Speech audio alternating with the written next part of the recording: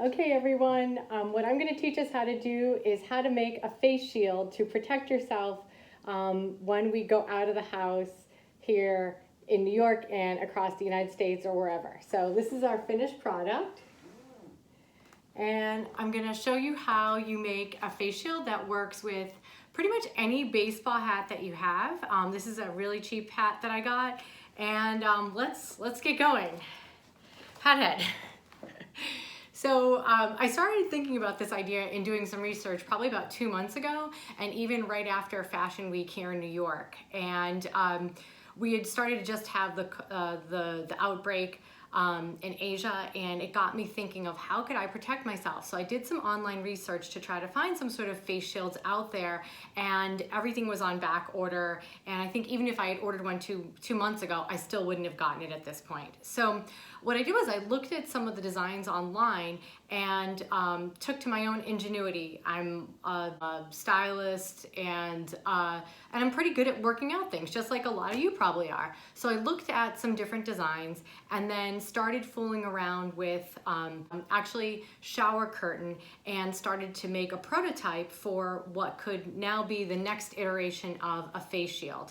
So, so from that experience, I actually made, I took the baseball hat and I measured out how long I wanted it to go, and then figured out with my hip curve how long it had to go and how I could shape the sides up to make it a much better shape. With that, I then tried to secure some more vinyl. So through the experiment, I'm really rambling today, I'm so sorry. So through the experiment of using the shower curtain, I realized that I wanted to make a better high quality product that would deal with commuting and would just wear and tear better. And that's what got me to find this heavyweight vinyl. So maybe in Home Depot or there's some sort of hardware store. I have to say, I don't know the exact thickness. It's thicker than like a clear garment bag. It's thicker than the plastic, the vinyl that you'd put on a dining room table or on some furniture. It's definitely some thick vinyl. And to shamelessly plug myself, if you don't want to make one, you can order one on my website, which I will put in the link below. And just like all the YouTubers do, if you wait till the end, I'll give you what the measurements are. But with that, I measured what the circumference of the hat is, added on what I wanted for the tie so that I could easily tie it on, and then took it for there. Essentially, it's 3 pieces to make, so it's pretty easy. It's really securing the materials at this point that makes it difficult. So, so to start off with, I actually made a pattern, which that's what this is. And measured out, again, this is what's going to be the circumference to go around the hat, and then this is how far I want it to drop down so that it protects me from any sort of airborne particles. The other reason why it's great to wear with a baseball hat is everyone has a baseball hat, but it also prevents airborne particles who could come down from like the top part. The chance of anything swooping up or coming from behind, especially with hair, is pretty hard. I'm not a doctor, but you know, I'm using common sense here. So the first thing I'm gonna do is I'm gonna take this and I'm gonna trace it off onto my vinyl. So just take a Sharpie and trace away, which I've already done due to the beauty of trying to make this a little bit quicker and us all being impatient. And then what I did was I got some double fold bias tape in black. And this is probably gonna be one of the second most hard things to find because everybody in the universe that is making face masks needs this to tie them on. So I was able to secure some of it. Maybe some Joann Fabrics would have it right now. You know, it depends on how picky you want to be. I like everything black because I'm in New York and I just want something that I can wear with any outfit, but you could do it with different color. I just happen to have some black, and so that's what we're going for. So after that, you just literally slide it on. It's a little fold. You just slide it on the edge of your face shield, and then I'm gonna pin it.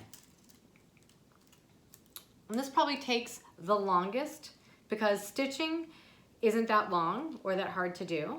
And that's that. So let me just pin a little bit of this and then you can watch me stitch it. The other reason being, not to say that your sewing machine isn't awesome, but I picked this vinyl and I use this machine because I sew everything this sewing machine. It's like a little truck. It's amazing.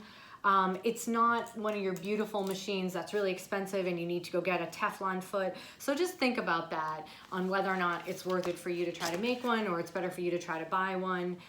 Just because you don't want to end up ruining your sewing machine just to try to make some face shields.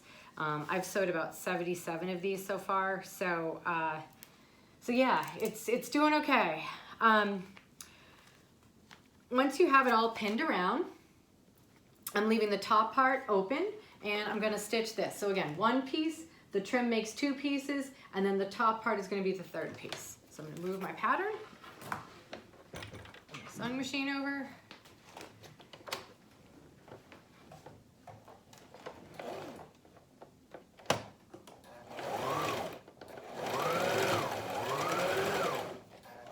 And then I just guide it through and pull at it so that it goes through like the dog feed really well. So that's like the teeth of the sewing machine.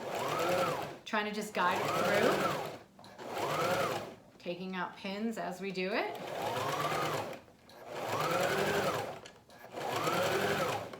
Okay, so you get the idea, and we're impatient. So I'm gonna stop doing this. And now what I'm gonna do is I'm gonna pin the top part. So take your piece of trim. Again, so the way you want this to go is allow like a good 10 inches to 12 inches, depending on the size of the bow that you want, as on the first end before you attach it. I need to finish stitching the back of this, but you're gonna add that on and then pin it all the way across the top. I'm gonna do that too. Yeah, getting supplies has been the hardest thing with all of this. I think that if more people could get vinyl, we would see more people wearing face shields and not just those 3D printed ones. And I like the 3D printed ones, but for me, they look like really industrial and they're a lot more rigid to try to even commute with. And with this one, you can actually just roll it up and keep it in your backpack. So let me stitch the top part and then I'll chat and tell some more. We get the idea, stitching away. Okay, so once this is all done being stitched, let me turn this off. You have your stitched face shield. So this is what it should look like finished. Notice you have the extra long end. I kind of sandwich it on top of where this end is, so to kind of give it a nice smooth top level finish. And then all you do is get your baseball hat and put it on. And then, again, so a couple things on why I like this better than the face mask. At some point, those of us who live in New York are gonna have to commute in, and I just don't know what's gonna happen if I'm less than 6 feet away from someone, because if they do sneeze or they decide to be gross and spit, or who knows, people kind of just let their bodies do whatever. I just don't wanna be up against them. So the reason why I like the face shield is that I'll show you. You can wear it on the subway. It rolls up into a neat little tube like this. I could probably even roll it smaller. I can put this in my backpack. I could put this in my purse. So when I need to wear it, I just unroll it. It's literally this easy.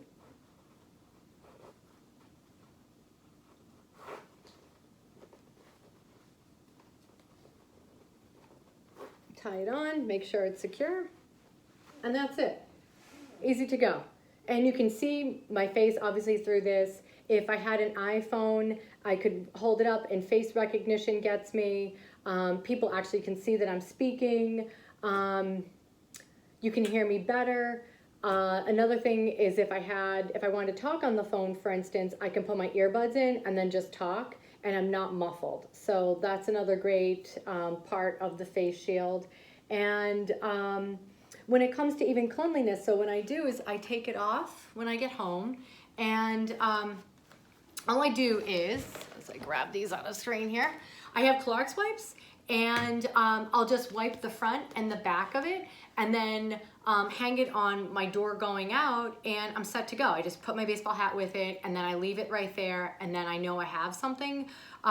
The other thing is, if you don't want to use Clorox wipes, it's vinyl, so you can spray it down with alcohol and wipe either side. Another thing is to actually just get soap and warm water on a paper towel and rinse it off. That's it. That's all you have to do with this, and it's just so easy. So my hope is that more of you guys either make these or get them from me, and just as I had promised. So this measurement here, from here to here, is actually 23.5 inches long.